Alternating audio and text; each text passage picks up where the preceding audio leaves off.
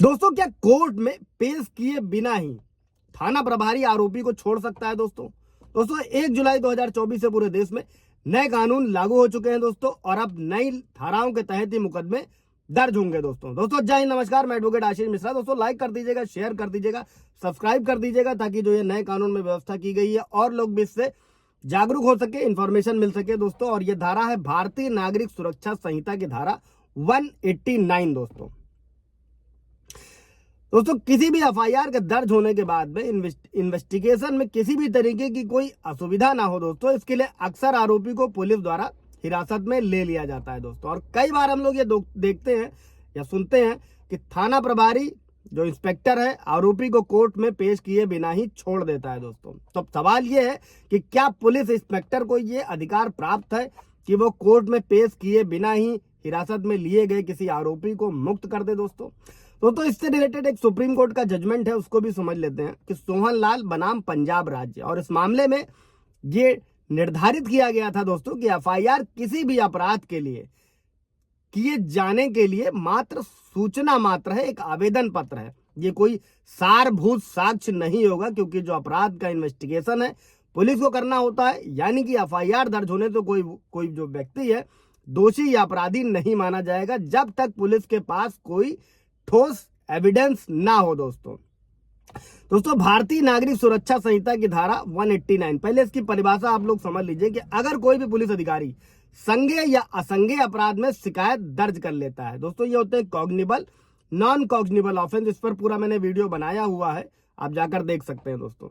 और अगर पुलिस वाले को ये लगता है कि आरोपी पर जो भी लगाए गए अपराध है उनको साबित करने के लिए कोई ठोस सबूत या एविडेंस नहीं है, इसका मतलब साधारण शब्दों में आरोपी पर जिस अपराध का आरोप लगाया गया है दोस्तों उसे साबित कर पाना मुश्किल है। ऐसी स्थिति में पुलिस या थाना प्रभारी आरोपी को बिना मजिस्ट्रेट के सामने पेश किए आरोपी को जमानत या बिना जमानत के जैसे वो ठीक समझे छोड़ सकता है दोस्तों ये व्यवस्था की गई है भारतीय नागरिक सुरक्षा संहिता की धारा 189 में दोस्तों।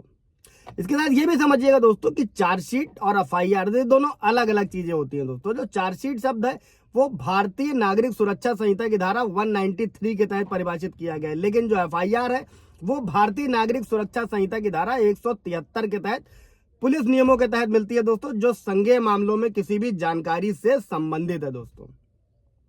इसके बाद समझिएगा दोस्तों किसी भी चार्जशीट को जो दाखिल करने का समय है वो क्या है। चार्जशीट किसी भी जांच की जो समाप्ति पर दाखिल की गई पुलिस की अंतिम रिपोर्ट होती है दोस्तों। और एक जो एफआईआर होती है वो किसी भी घटना की प्रथम सूचना के तौर पर दर्ज की जाती है दोस्तों। और जब पुलिस को एक कॉग्निबल ऑफेंस यानी कि ऐसा अपराध जिसके लिए किसी को वारंट के बिना भी गिरफ्तार किया जा सकता है, जैसे कि बलात्कार, हत्या, अपहरण के बारे में सूचित किया जाता है दोस्तों।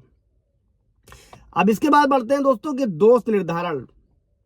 एक प्राथमिकी यानी कि एफआईआर से किसी व्यक्ति के दोष का निर्धारण नहीं होता है दोस्तों, लेकिन एक चार्जशीट में वो सभी सबूत होते हैं दोस्तों। और अक्सर मुकदमे के दौरान अभियुक्त पर जो लगाए गए अपराधों को साबित करने के लिए इन्हीं का उपयोग किया जाता है पुलिस द्वारा दोस्तों। और इसको एक में चीज और समझ लीजिएगा दोस्तों कि एफआईआर दर्ज किए जाने के बाद में जो जांच होती है वो भारतीय नागरिक सुरक्षा संहिता की धारा 189 के तहत पुलिस मामले को मजिस्ट्रेट के पास तभी ला सकती है जबकि पुलिस के पास पर्याप्त सबूत हो, अन्यथा आरोपी को हिरासत से रिहा कर दिया जाएगा दोस्तों। यह है धारा भारतीय नागरिक सुरक्षा संहिता की धारा 189। इससे रिलेटेड कोई सवाल जवाब होगा दोस्तों तो पूछ लीजिएगा। इसके अलावा दोस्तों अगर आप निःशुल्क विधिक सहायता चाहते हैं तो नेशनल लीगल सर्विसेज अथॉरिटी की वेबसाइट पर जा सकते हैं, वहां पर ऑनलाइन अप्लाई कर सकते हैं अगर आप पात्र हैं तो। इसके अलावा हर डिस्ट्रिक्ट में डीएलएसए का ऑफिस होता है, जिला विधिक सेवा प्राधिकरण, वहां पर भी संपर्क कर सकते हैं और अपने लिए निःशुल्क विधिक सहायता प्राप्त कर सकते हैं दोस्तों। Thank you.